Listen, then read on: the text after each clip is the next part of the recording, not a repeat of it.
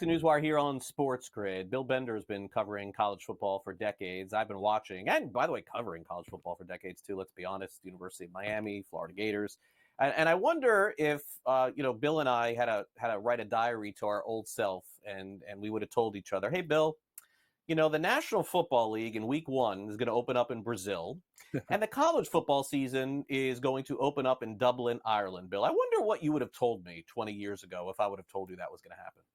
Yeah, my college self wouldn't have believed it. I think this year in particular, everything's new. Have something next to your remotes where it tells you what teams and what conference, and that there's a 2-minute warning now, and that this game has playoff implications. There are so many changes to the game, but it's almost here, and it's a very exciting time. Yeah, no, definitely so. I can't wait.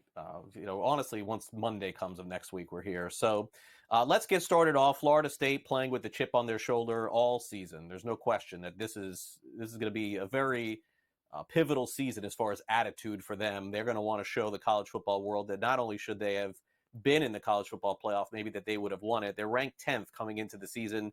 They take on a Georgia Tech team that once again, Bill, it feels like the Yellow Jackets once every 4 years are good, and then the other 3, they're not very good. Knowles, 11.5-point favorites, neutral site, total of 56.5. So I guess we're not going to have a shortage of offense in this game, are we?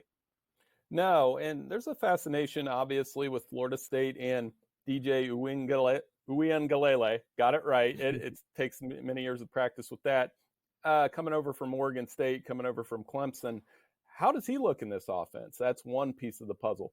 Patrick Payton, the edge rusher on the other side for the Seminoles, really good player as well.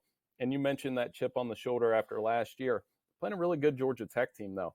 Hayes King led the ACC in touchdown passes last year. They have a strong running game. Their defense was terrible against the run, though, 128th. So I think Florida State's going to test the running game early, let DJU settle in, and go from there. That spread, though, looks a little high to me, knowing that Georgia Tech was 7-2 against the spread under Brent Key last year. I don't know if they're an ACC championship contender, but I think they can hang around while both these teams get their footing in a, let's just say, unfamiliar setting.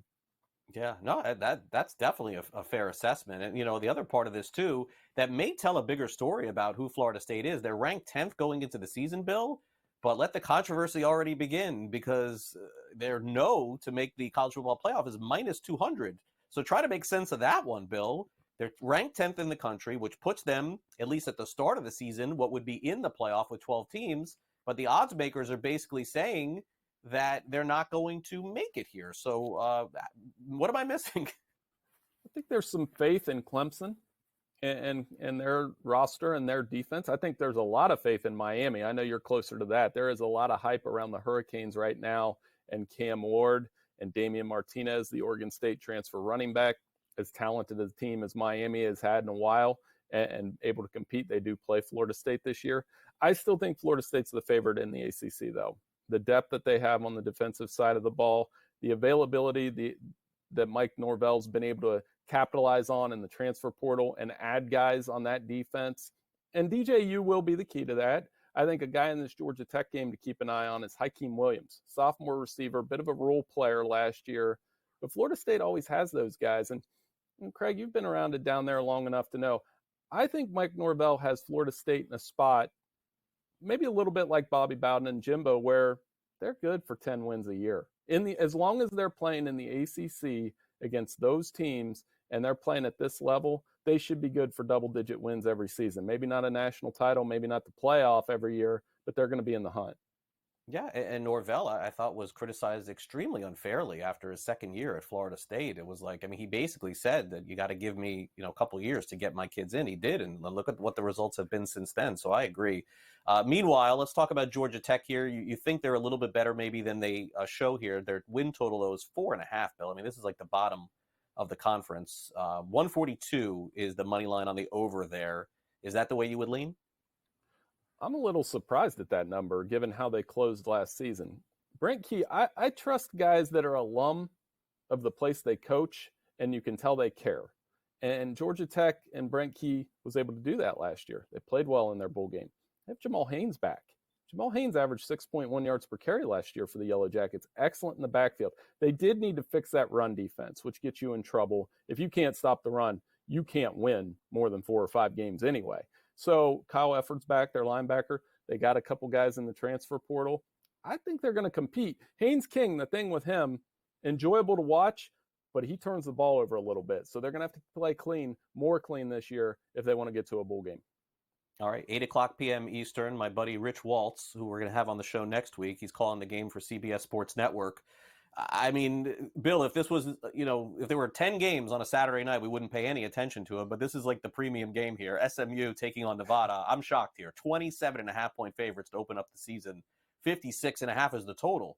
So this tells me that Nevada must be awful. I mean, I can't see this any other way. First year for SMU in the ACC, but I don't remember SMU being this big a favorite against any Division I team in a long time.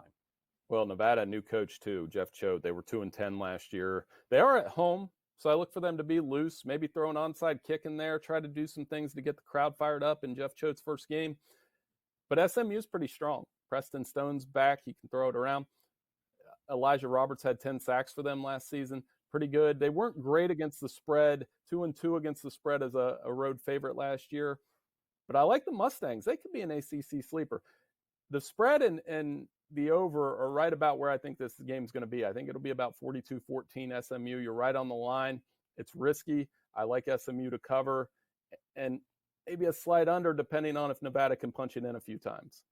Yeah, they're going to have to do that several times for this to go over, at least from what I'm looking at here in the total here. Okay, well, Bill, get your rest this weekend. It all begins next week, and I look forward to making the final predictions for the season when we see you next week. Thanks for coming on. Hey, no problem. Thanks for having me.